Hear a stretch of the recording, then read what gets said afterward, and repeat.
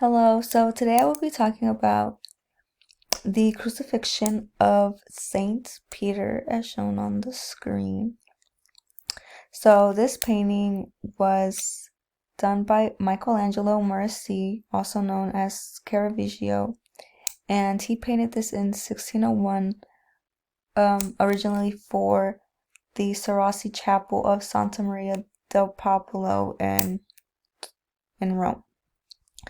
So this painting depicts the death of St. Peter and how he was crucified. And as you can see in the painting, St. Peter is upside down on the cross, which he actually requested to be upside down on the cross because he felt that he wasn't worthy of dying like Jesus Christ did on the cross crucified.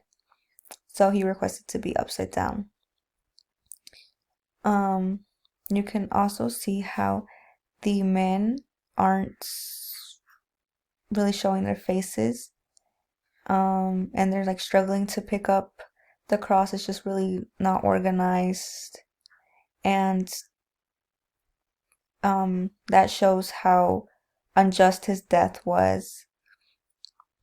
So you can see how Saint Peter is rising his head up and leaning his body towards something, and there have been many assumptions that he's actually looking at the Virgin Mary on the altar, and that's why he's just trying to pick his head up and look at it. And also the background of the painting has meaning to it.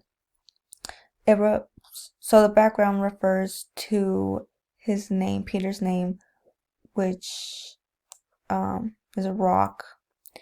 And on this rock, Jesus declared for his church to be built. And yeah, thank you for